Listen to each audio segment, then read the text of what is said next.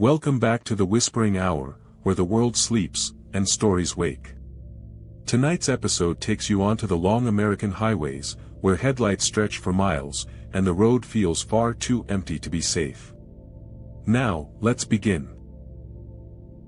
I had been driving trucks long enough that nights stopped feeling empty to me. They just felt quiet in a way you learn to work inside of. This run was supposed to be simple, a routine overnight haul cutting across 2 states, nothing refrigerated, nothing rushed, just a steady schedule, and a delivery window wide enough that I didn't need to push. I remember thinking that was a good thing at the time, that having room to breathe meant fewer mistakes. The cab smelled faintly of old coffee and diesel, the dash lights low, the radio off because I liked hearing the road, the tires, the engine, all the small sounds that told me everything was still working the way it should. Somewhere after midnight, long after the last real town lights dropped away, I noticed how evenly I was settling into the drive, how automatic my hands felt on the wheel, and how easy it would have been to miss something if it didn't quite fit. I pulled into the truck stop because I always did, not because I needed fuel yet, but because that stretch of highway was long and lonely, and it felt wrong to pass through without stopping. The place was older, one of those stops that used to be busy before routes changed, still open but running on habit more than traffic. Only a few rigs were parked, spaced far apart, engines ticking as they cooled. Inside, the lights were too bright for the hour, the floor clean in a way that suggested someone was bored enough to mop twice. I grabbed coffee that tasted thin, and stood near the counter longer than I needed to, just to feel the presence of another person. The guy working there didn't say much, just nodded like he already knew I wasn't staying long. Back in the cab, I eased onto the highway and felt that familiar sense of returning to motion, the road opening back up in front of me. That's when I noticed the headlights behind me, far enough back to be polite, close enough that I could tell they were keeping my pace. At first I didn't think anything of it. Night driving attracts patterns, cars and trucks bunching together without meaning to, everyone following the same lines in the dark. But after a while, after exits came and went and I stayed steady, the distance stayed the same. Not gaining, not falling back, just there. I checked my mirrors more often than usual, told myself it was nothing, that I was tired and reading into it. The truck behind me wasn't marked in any way I could see, just another rig, dark cab, standard trailer. No high beams, no signals, nothing aggressive. If anything, it was considerate, almost careful. When I slowed slightly for a construction zone, they slowed too. When I brought my speed back up, they matched it. I remember feeling a strange comfort in that at first, like having company without conversation. After a while, though, I realized I couldn't remember when they'd first shown up. That bothered me more than it should have. In trucking, you notice entrances and exits, you notice who merges and who peels off. This felt like a presence that had always been there once I thought about it, stitched into the drive retroactively. I laughed at myself quietly, reached for the radio, then decided against it, not wanting to break whatever rhythm I'd settled into. The road narrowed down to 2 lanes, trees closing in closer to the shoulders, the dark feeling thicker, heavier. My GPS chirped once, then went silent, the screen still lit but not updating. That wasn't unusual out there, and I didn't slow down for it. I knew the route well enough. Still, I found myself glancing at the mirrors again, checking that the truck behind me was still there, and feeling oddly relieved when it was. At the next rest area sign, I considered pulling off. I wasn't tired, not really, but the idea floated up anyway, like a suggestion I hadn't fully formed. I checked the mirrors, saw the headlights behind me, steady and patient. I told myself I didn't need a break, that stopping would just throw off the timing, and I stayed on the highway. As I passed the exit, I noticed the headlights stay right where they were, no signal, no hesitation. I remember thinking, very calmly, that if I wanted to be alone again, I could have chosen that. Instead, I kept driving, letting the distance between us stay exactly the same, and told myself that nothing had changed at all. By the time I realized how long it had been, since I'd last seen another vehicle, I was already too settled into the pattern to feel alarmed. The road had flattened out, long straight stretches broken only by gentle curves, that never seemed to turn enough to change anything. The truck behind me stayed where it was, headlights steady, not drifting, not weaving, just present.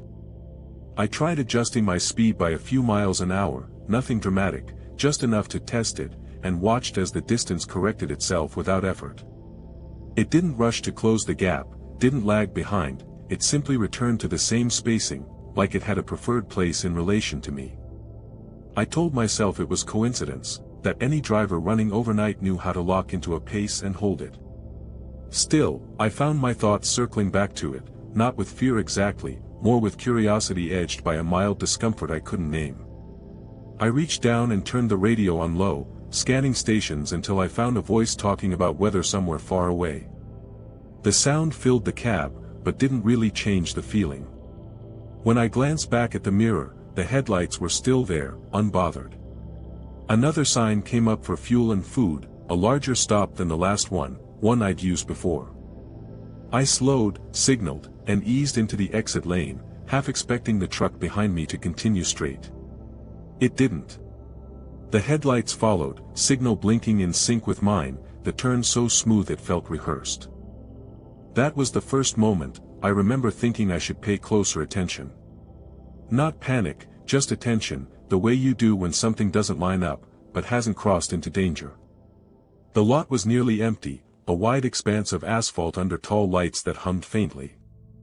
I pulled into a space near the building and shut the engine down, listening to the sudden quiet settle in. For a moment, the other truck stayed idling a few spaces away, its engine a low presence I could feel through the floor.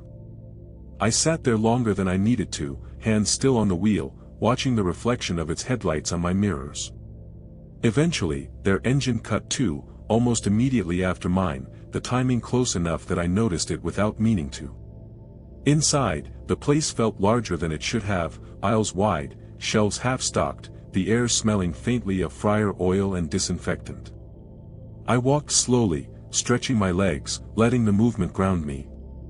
When I glanced toward the counter, I saw the other driver standing there already, back turned, posture relaxed. I hadn't noticed him come in.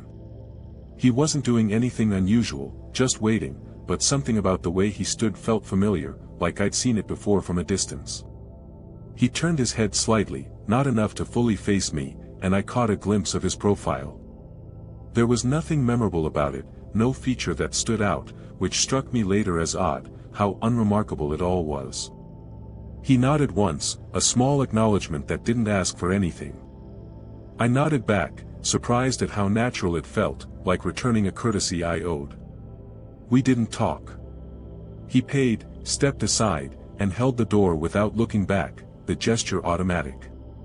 Outside, the night felt thicker than before, the sounds more muted. I walked back to my truck and climbed in, aware of him doing the same in my peripheral vision, our movements overlapping without coordination. When I started my engine, I heard his start a beat later. Back on the highway, the pattern resumed as if it had never paused. Headlights behind me, the same distance, the same quiet persistence. I thought about pulling over again, about choosing a different route, about breaking the symmetry, and each thought drifted away without urgency. Nothing was wrong, I told myself, nothing had happened. The road stretched on, familiar and unchanged, and I stayed with it, letting the company remain, because it was easier than deciding otherwise. Sometime before dawn, the sky began to lighten in that slow, uncertain way that doesn't quite feel like morning yet. The darkness thinned but didn't leave, settling into a dull gray that made everything look flatter, less distinct. I noticed I was tired then, not the heavy kind that makes your eyes burn, but a quieter fatigue, the kind that seeps into your decisions and makes them feel less urgent. The truck behind me was still there. I didn't need to check the mirror to know it, but I did anyway, out of habit more than concern. I thought about my delivery, the schedule, the small buffer I still had. I could stop again if I wanted, get breakfast, stretch out the last hour. The thought came and went without landing. The road signs started to look more familiar, towns I recognized by name even if I never went into them. When I slowed for a reduced speed zone, the headlights adjusted with me, smooth and unremarkable. There was no pressure in it, no insistence. If anything, it felt accommodating. At one point, I realized I was no longer thinking about where the other truck might go when I did. The idea that it would eventually peel off, that this was temporary, had quietly disappeared. Instead, it felt like part of the drive itself, like the road markings or the engine noise. I tried to remember how it would feel to be alone out there again, and came up with nothing specific, just a vague sense that it would be different, and that difference would require effort. The final turn toward the industrial park came up sooner than I expected. I signaled, eased into the lane, and waited for the moment when the pattern would finally break. The headlights followed, signal flashing in time with mine, the movement so natural it didn't surprise me anymore. The park was already awake, forklifts moving in the distance, the air carrying that early morning mix of dust and diesel. I pulled up to the gate, rolled down my window, and checked in, my voice sounding normal to my own ears. While I waited, I glanced in the side mirror and saw the other truck idling behind me, positioned neatly, like it belonged there. The guard didn't comment on it. The gate lifted, and I pulled forward, the other truck doing the same without hesitation. Inside, I backed into my assigned spot, the motions automatic, practiced. When I set the brake and shut the engine off, the quiet felt heavier than it had all night. I stayed in the cab longer than necessary, hands resting on my thighs, listening. I could hear movement nearby, footsteps on gravel, the low thud of a door closing. When I finally climbed down, the other driver was already standing a short distance away, leaning against his rig, waiting without looking impatient. In the clearer light, he still looked unremarkable, average in every way, the kind of person you'd forget moments after passing. He nodded once, the same small gesture as before. "Long night," he said, his voice even, conversational. "Yeah," I answered, and meant it. He didn't ask where I was headed next. I didn't ask him anything at all. We stood there for a moment, the sounds of the place filling the space between us, and then he straightened, climbed back into his cab, and pulled away smoothly, heading deeper into the park. I watched until I couldn't see him anymore, then turned back to my own truck. Later, after the paperwork was done, and I was back on the road, I noticed how empty the mirrors looked. The absence felt strange, like a sound cutting off mid-note. I drove the rest of the way alone, every mile normal, uneventful. Even now, thinking back on it, there's nothing I can point to and say that was wrong. I arrived on time. Nothing was damaged. No words were exchanged that shouldn't have been.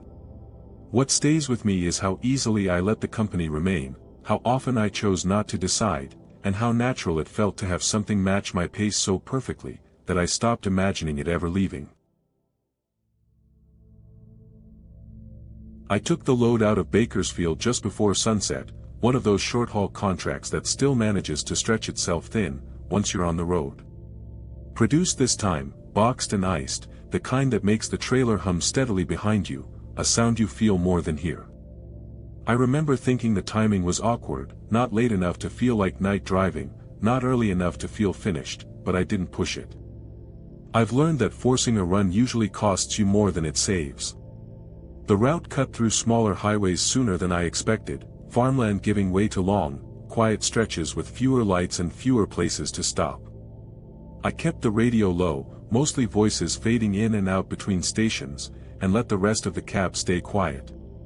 There's a point in driving where you stop marking time in hours and start marking it in exits, and I was already there, watching signs come and go without attaching much meaning to them. I noticed the first sign for road work about 10 miles before it actually started.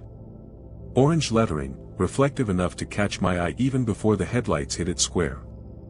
I slowed a little, not because I needed to yet, but because I knew I would eventually. When the cones finally appeared, they guided me gently off the main road, and onto a narrower two-lane stretch that ran parallel for a while. The transition was smooth, almost polite, and if I hadn't been paying attention, I might have thought this was the intended route all along. The detour signs were spaced farther apart than usual, far enough that each one felt like reassurance instead of instruction.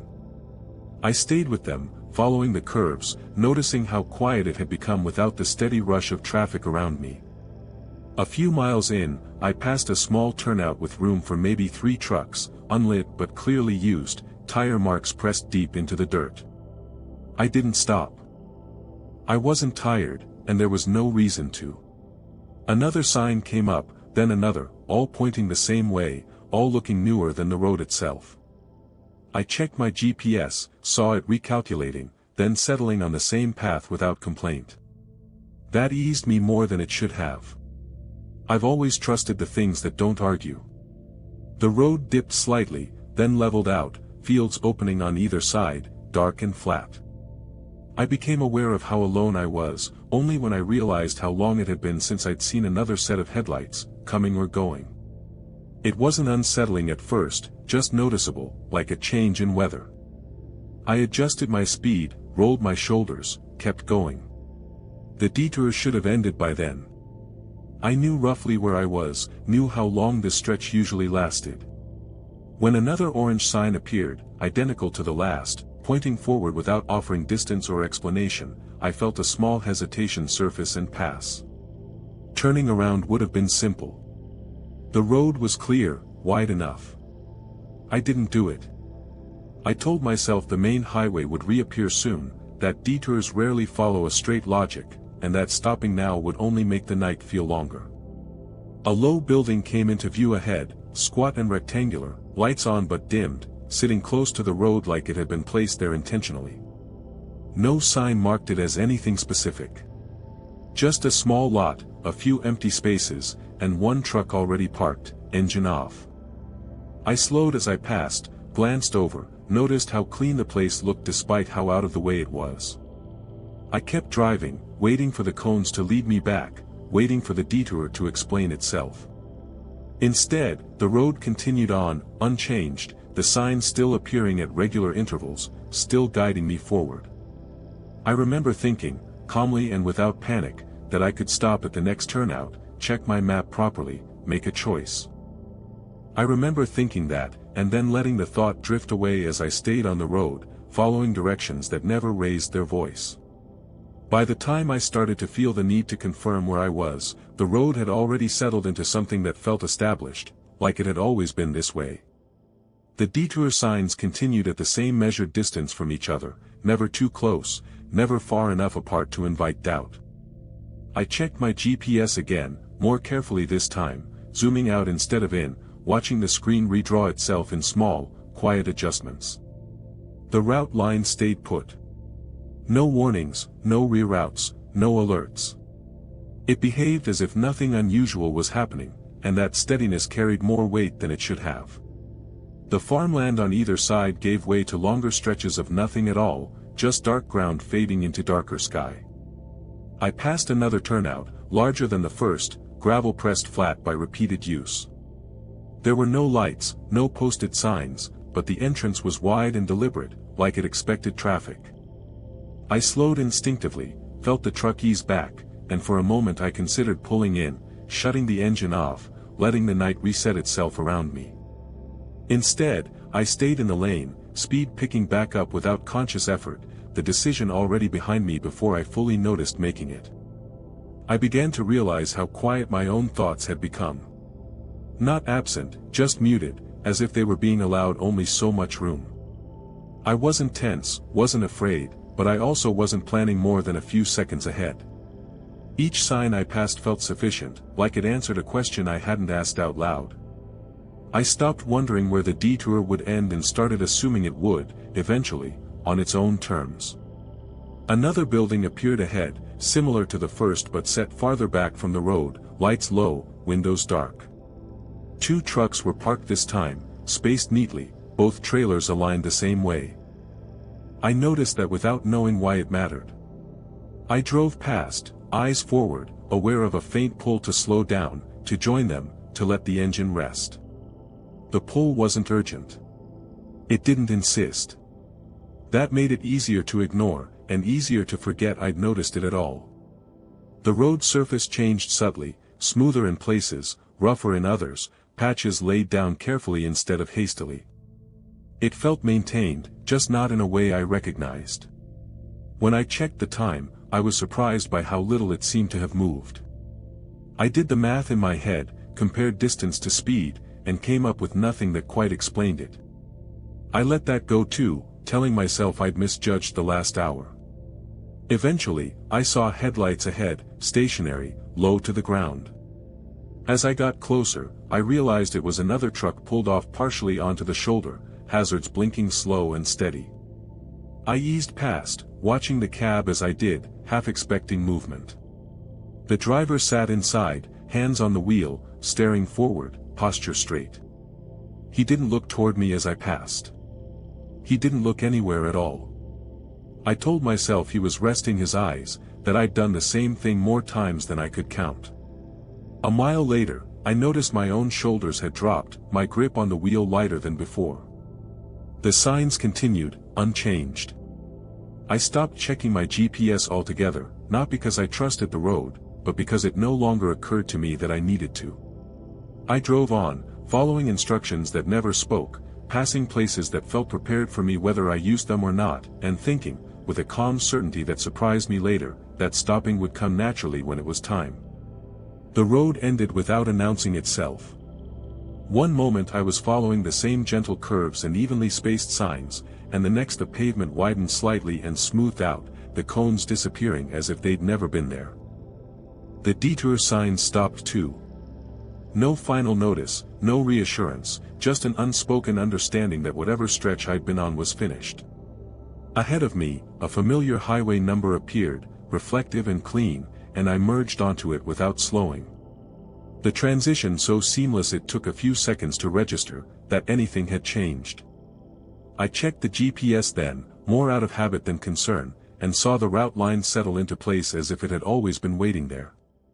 My estimated arrival time jumped forward suddenly, correcting itself in a way that felt generous. I didn't question it. The sky had darkened fully by then, the last trace of dusk gone, and traffic picked up just enough to remind me I wasn't alone anymore. Headlights passed in the opposite direction. A car moved ahead of me and gradually pulled away. Everything looked normal, ordinary, and that normalcy felt heavier than relief. I drove for another hour before stopping, pulling into a well-lit rest area crowded enough to feel anonymous. I shut the engine down and sat for a while, listening to the ticking as it cooled, letting the noise of other people moving around fill the space. Inside the building, the lights were harsh and familiar, the floor scuffed in a way that told me exactly where I was. I washed my hands, looked at my reflection longer than necessary, and felt a vague sense that I'd forgotten something, though I couldn't have said what. Back in the cab, I ate without appetite and checked my logbook. The entries were clean, continuous, no gaps that stood out. The hours made sense when I looked at them directly.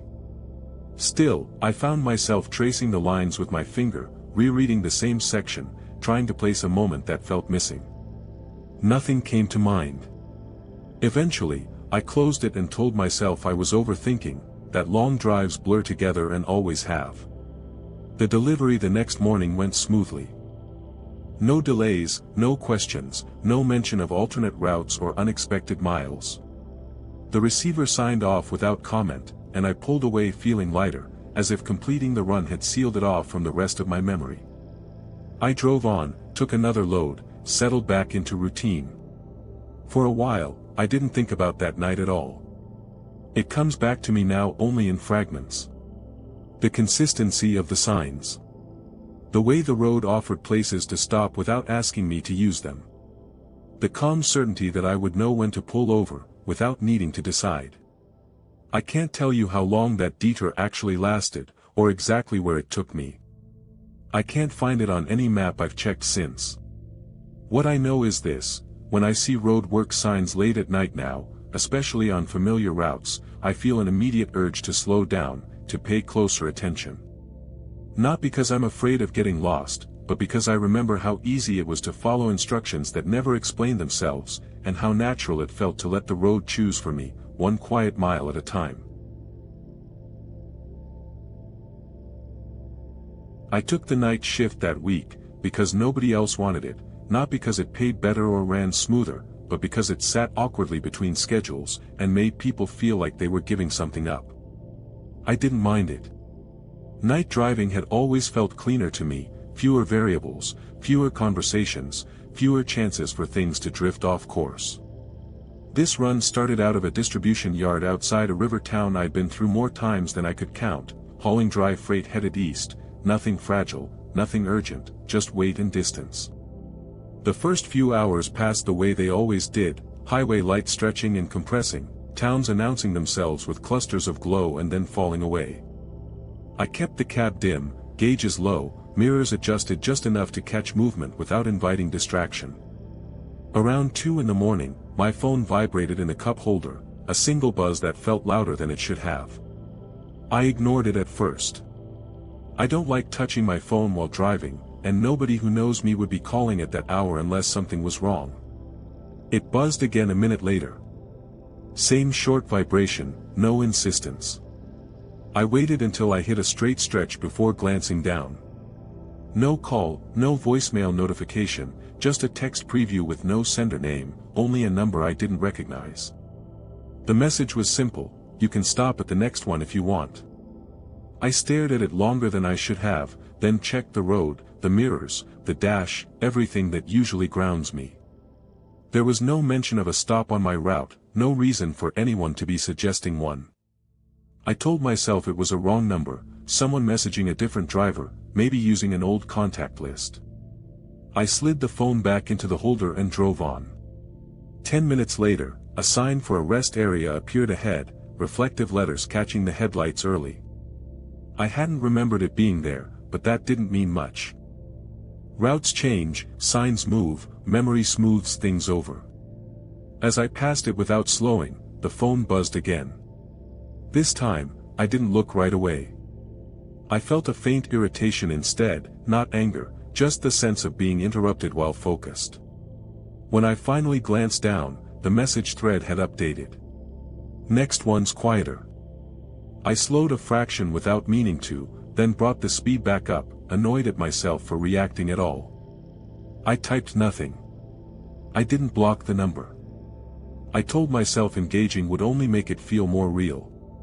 The road ahead stayed empty, the dark stretching out evenly, nothing forcing a decision. Another half hour passed.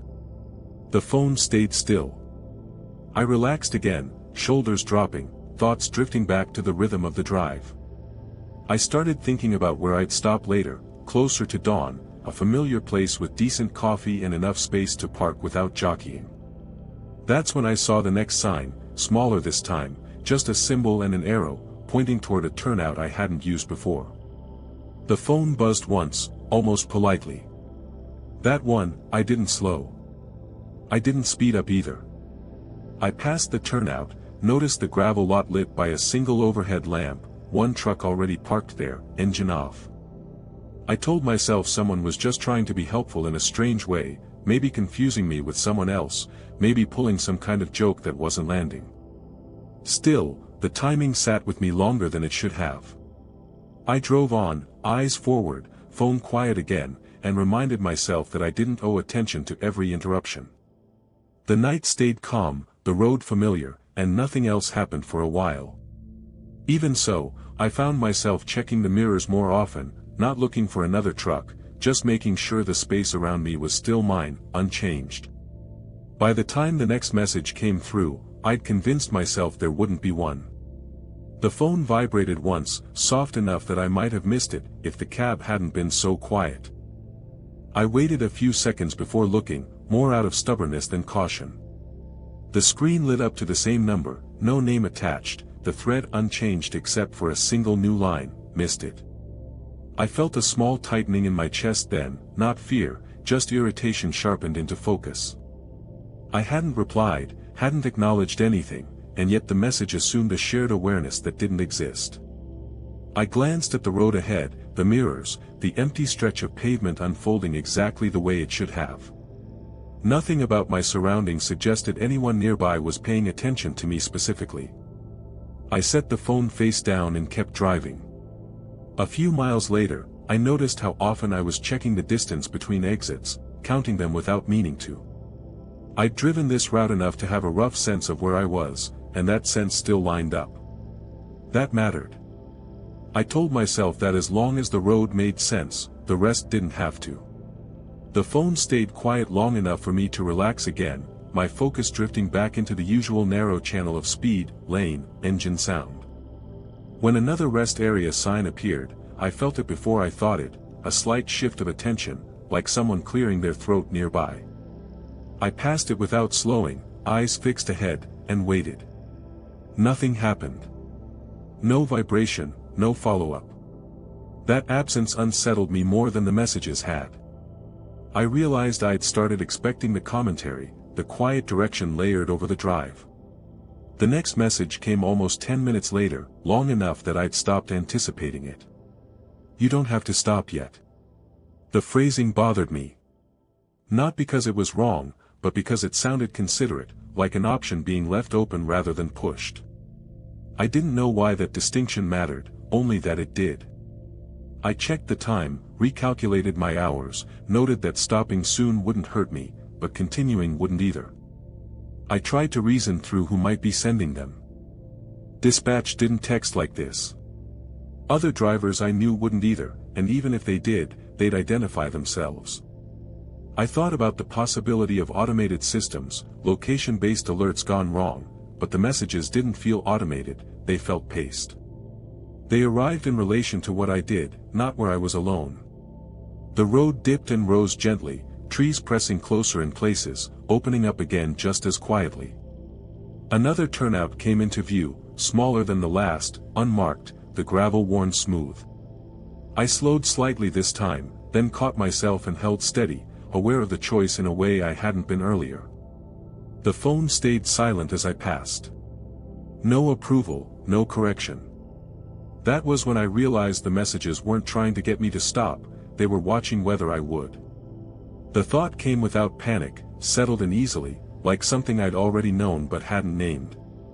I kept driving, hands steady, breathing even, telling myself that attention didn't equal control. Still, I found my focus narrowing, not on the road ahead, but on the space between interruptions, waiting to see what would fill it next.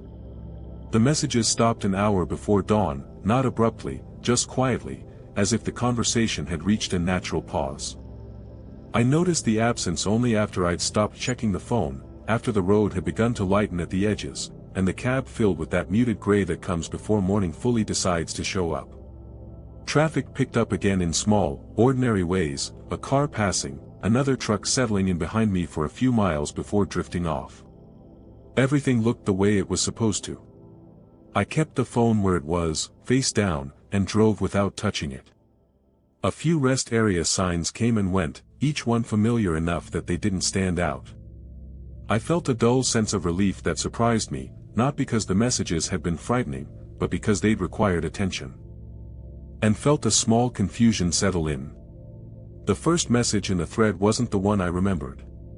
Above "You can stop at the next one if you want," there was another line, sent earlier in the night, a message I didn't recall seeing at all.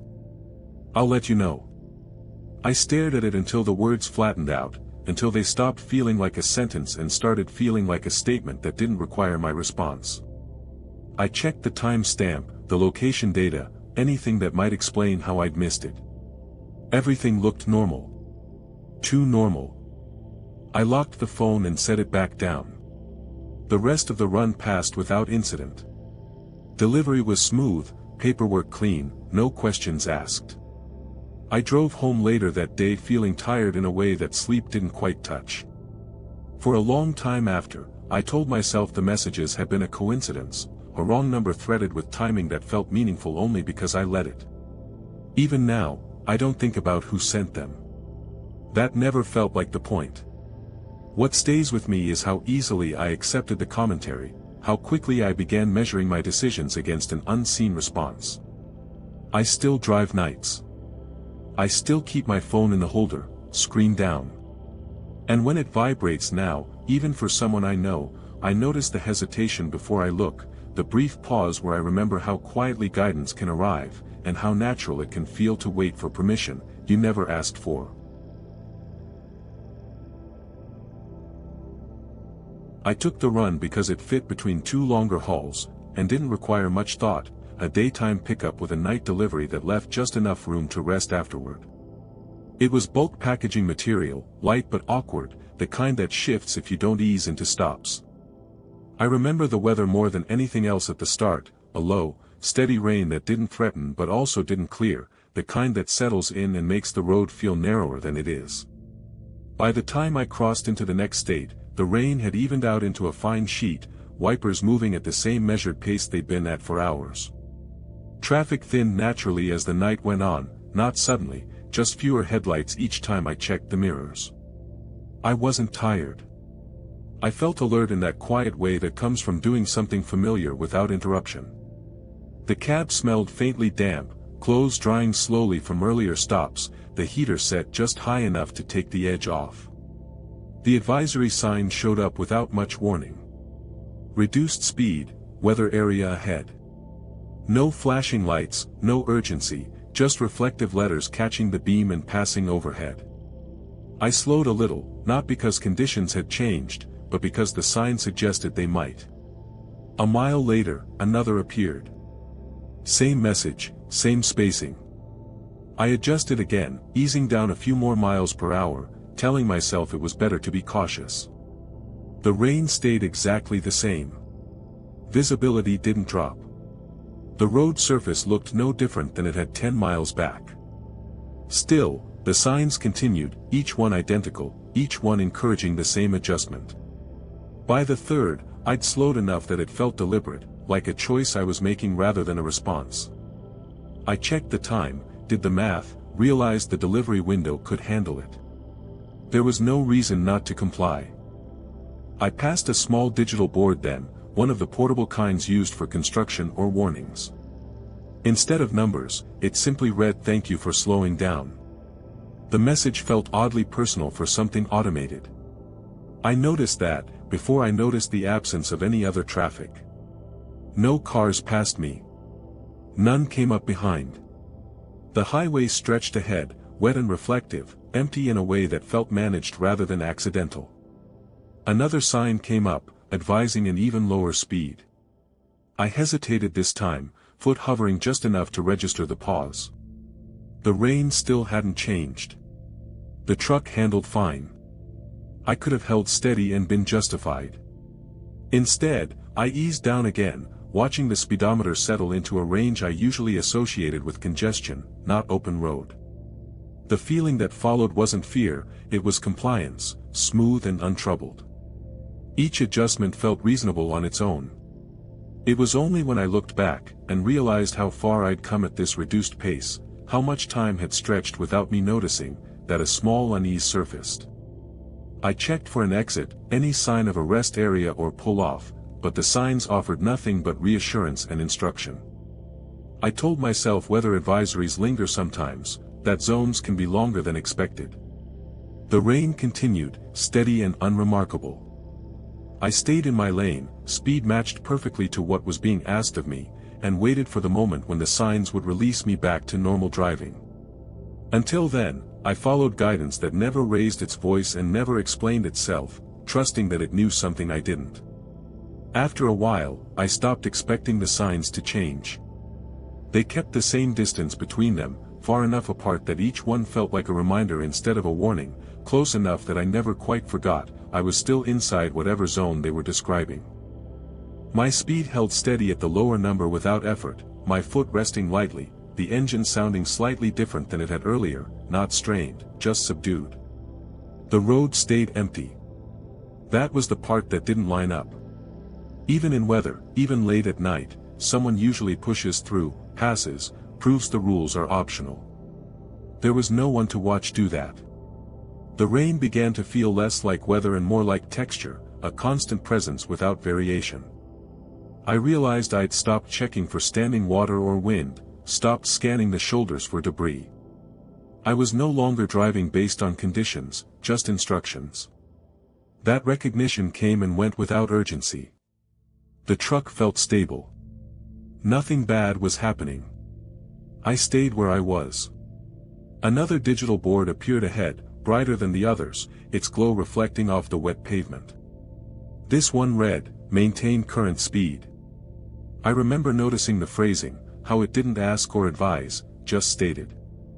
I felt a brief, mild irritation at that, not enough to resist, just enough to register that something had shifted. I stayed at the same pace anyway, because changing it would have felt intentional, like introducing a variable I didn't need. Time started to stretch in a way that was hard to track. I checked the clock and then checked it again what felt like much later, only to see a few minutes had passed. The monotony of the rain, and the sameness of the road flattened everything together. My delivery window still held. I recalculated it twice, just to be sure. Each time, the numbers reassured me. There was no penalty for this slowness, that mattered more than it should have. I began to notice how carefully the road was being maintained. Fresh reflectors, clean lane markings, drainage working perfectly despite the rain. This wasn't neglect, this was attention. The idea settled in quietly, without explanation. Whoever decided this pace had planned for it. I thought about exits again, about pulling off and letting the zone pass without me, but there hadn't been a marked exit in a long time. Turning around on the shoulder would have been possible, technically, but the thought felt excessive, like overreacting to something that was clearly under control. Another sign came up, identical to the last advisory, and I followed it without thinking. I realized then, that I was waiting for permission to speed back up, not deciding when to do it myself. That realization didn't alarm me, it clarified something. As long as the instructions continued, I wouldn't have to choose. The rain never intensified, the road never narrowed, nothing deteriorated. I stayed in the lane, speed exact, hands steady on the wheel, feeling oddly looked after by guidance, that offered no context and no endpoint. I told myself that when the weather zone ended, everything would return to normal, and that thought was enough to carry me forward without question. The signs stopped all at once. No announcement, no transition, just an ordinary stretch of highway opening up ahead, dry in places where the rain had already thinned, lane markings unchanged. My speed stayed low for a few seconds after I noticed, my foot still resting where it had been, waiting for the next instruction to arrive, and confirm the change. When nothing appeared, I eased back up slowly, almost cautiously, like I was testing whether I was allowed to. Traffic returned in small, believable ways. A car passed me on the left, water spraying briefly before disappearing into the dark. Another set of headlights showed up in the mirror, and stayed there for a while before moving on. The rain faded into a light mist, and then into nothing at all. The road felt wider again, less deliberate. Everything worked the way it was supposed to, and that normalcy took a few miles to settle in. I checked the time, and was surprised by how late it was. The math still worked out, barely, but the margin I'd had earlier was gone. I didn't feel rushed. If anything, I felt detached from the schedule, like it belonged to a version of the drive that had already ended. When the first regular speed limit sign appeared, I followed it without hesitation, relieved by its simplicity, its lack of commentary. I stopped once more before the delivery, at a standard rest area, lights bright, pavement dry, nothing remarkable about it at all. I shut the engine down and sat quietly, listening to the rainwater drip off the trailer in slow, irregular taps. Inside the building, the television was on too loud, the floor marked with the usual scuffs and stains. I bought coffee I didn't really want, and stood there longer than necessary, grounding myself in the presence of other people who weren't paying attention to me. The delivery went through without issue. No one mentioned weather delays or advisory zones. The paperwork didn't reflect anything unusual. Later, when I looked back at my log, the slowed stretch blended into the rest of the run, indistinct, explainable if I didn't look too closely. The rain had been real. The caution had been reasonable. There was nothing to point to that suggested otherwise. Even now, I don't tell this story because something bad happened, nothing did. What stays with me is how easily I adjusted, how willingly I accepted a pace that wasn't mine, simply because it was presented as care. When I drive through rain now, and see advisory signs start to stack up, I notice the moment when my foot lifts without instruction, when waiting feels easier than deciding. Sometimes the guidance ends, sometimes it doesn't. And the difference, I've learned, isn't always marked by a sign. The thing about docks is that, they all look temporary, even the ones that have been there for decades. Concrete scraped clean by repetition, lines repainted just often enough to suggest order, clocks mounted where drivers can see them without quite trusting them. I pulled in just before midnight, backed into the assigned bay, and shut the engine down, the quiet arriving all at once like it always does. The appointment window was wide, no pressure, and the guard at the gate had waved me through without a word that needed remembering. Inside the cab, I filled out the log the way I always did, slow and careful, checking the numbers twice. My hours were fine. I had room. The plan was simple: wait for the call light, roll forward when told, get unloaded, leave before the morning shift crowded the yard. I leaned the seat back a notch, not to sleep, just to rest my eyes, the hum of the building settling into the background like weather. When I looked up again, the clock on the dash said 12:40. That felt right. I checked the wall clock by the dock door through the windshield. It matched. The green call light was still off. Nothing had changed. I sat there a little longer, listening to footsteps echo somewhere inside, a forklift beeping and then going quiet. The air smelled faintly of cardboard and oil, the kind of place that keeps working whether you're paying attention or not. Another glance at the dash clock showed 1:10. That surprised me. I hadn't felt that much time pass. I straightened up, rolled my shoulders, told myself it was normal to lose track when you're waiting. I reached for my phone, checked it, and saw the same time reflected there. No messages, no missed calls. The call light stayed dark. A few minutes later, the dock door across from me opened and a truck rolled out, taillights blinking as it turned toward the exit. I tried to remember seeing it arrive and couldn't. That bothered me more than it should have. Places like this, move trucks in and out constantly, you don't notice most of them. Still, I watched until it disappeared, then checked the clocks again. 1:30.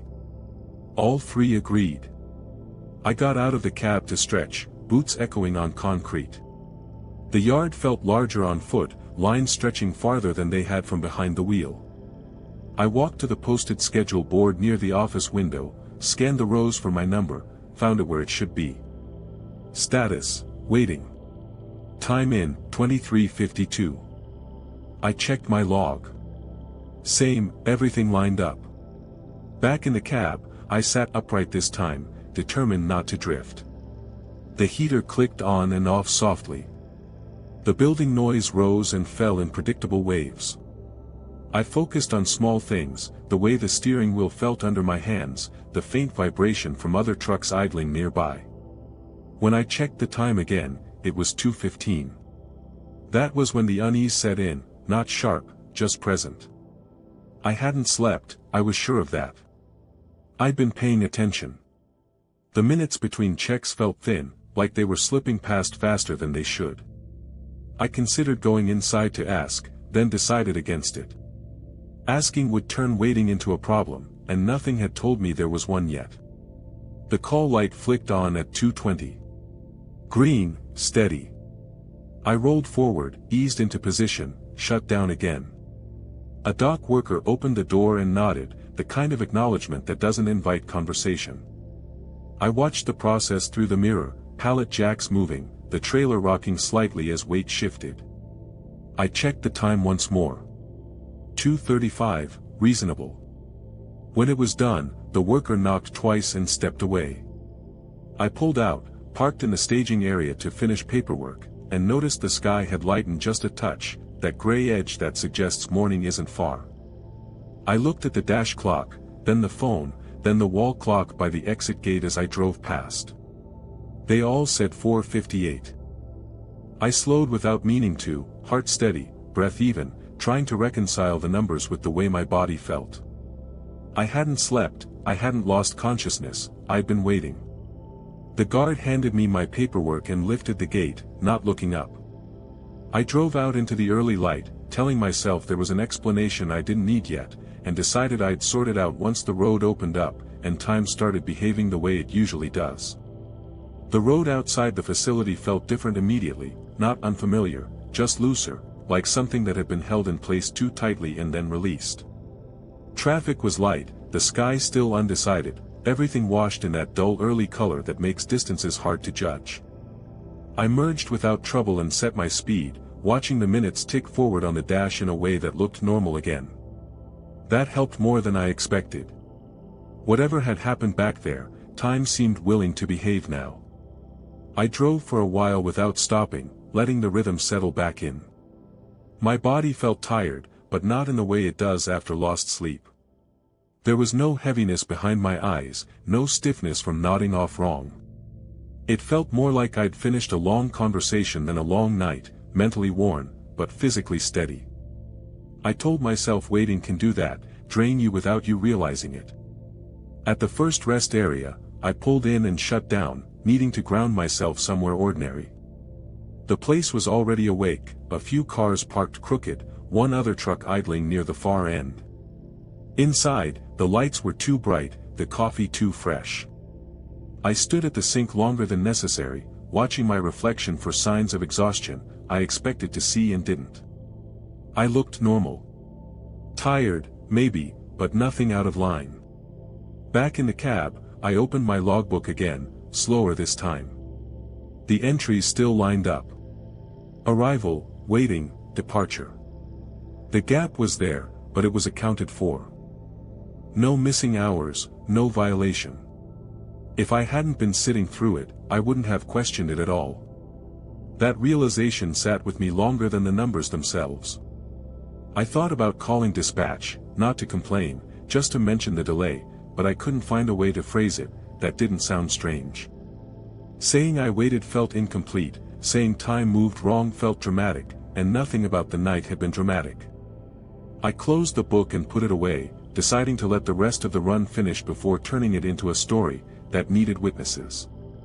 As the morning came on fully, traffic thickened, the world reasserting itself in small, noisy ways. Radios playing in passing cars, construction crews setting cones, the normal friction of daytime driving. I blended into it easily, another truck on another road, and felt the unease dull into something quieter, more manageable. It wasn't until later, parked at another dock that afternoon, that I noticed it again. I'd backed in, shut down, and gone through the familiar motions, paperwork on the passenger seat, keys where they always went. I checked the time before leaning back. 3:10. I closed my eyes, not to sleep, just to rest them for a moment. When I opened them again, the clock read 3:10. I sat up immediately, heart rate ticking up just enough to notice. I checked the phone, same time. I watched the second hand on the dash this time, followed it carefully as it moved. It did. Slowly, correctly. I waited a full minute, counted it out, and felt something in me loosen. Whatever had happened before wasn't happening now, or if it was, it wasn't repeating the same way. Still, I stayed upright after that. I didn't lean back, I didn't let myself drift, I watched the clocks, all of them, more than I watched the yard outside. When the call finally came and the light turned green, I rolled forward with a kind of relief that surprised me, grateful for movement, for tasks that required attention. Later that night, parked and finally ready to sleep, I lay there longer than usual, eyes open in the dark cab, listening to the distant sounds of other trucks settling in. Time moved forward the way it should have, minute by minute, measurable and patient. I slept eventually, light and dreamless. Even now, waiting feels different to me than it used to. Not worse, exactly, just heavier. When clocks are visible, I notice them. When they agree too easily, I notice that too. I don't rush docks anymore, but I don't relax into them either. I stay present, counting time, not because I'm afraid of losing it, but because I remember how quietly it can slip by, when nothing seems to be happening at all. I didn't talk about it afterward, not in any direct way. There's an understanding among drivers, that some delays don't translate well once you put them into words, that waiting is part of the job and time doesn't always feel the same, depending on where you're parked. I told myself that explanation was enough, that whatever I'd noticed at that dock didn't need to be carried any further than the next run. Still, I started doing small things differently. I kept my dash clock on, even when I didn't need it. I stopped relying on wall clocks, unless I could see more than one at a time. When I waited, I stayed upright.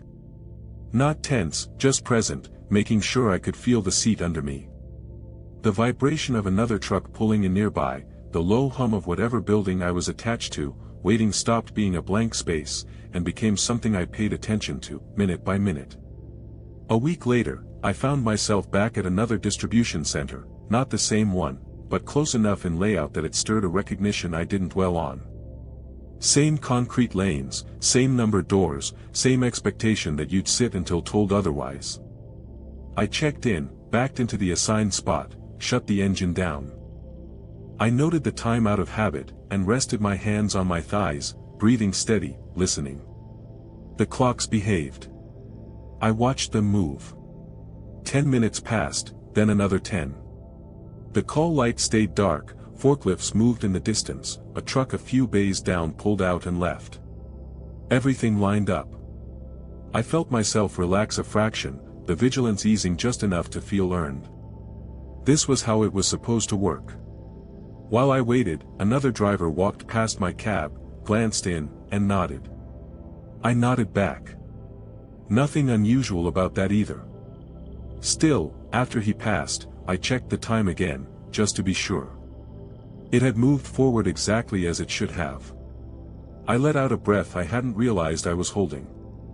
The light turned green shortly after. I rolled forward, got unloaded, signed out, and left without incident. The rest of the day went the same way. Miles passed, stops made sense. Sleep came when I lay down and left when I woke up. The earlier unease faded into something more distant, less defined. It's only when I think about that first dock now, that the memory sharpens again. Not because of how much time passed, but because of how little there was to mark it. No distraction, no sleep, no moment where I wasn't aware of where I was. Just waiting, stretched thin enough that it didn't feel like anything at all until it was over. I still haul freight. I still spend hours parked in places built for nothing but delay. I don't believe time disappears, I don't think places steal it.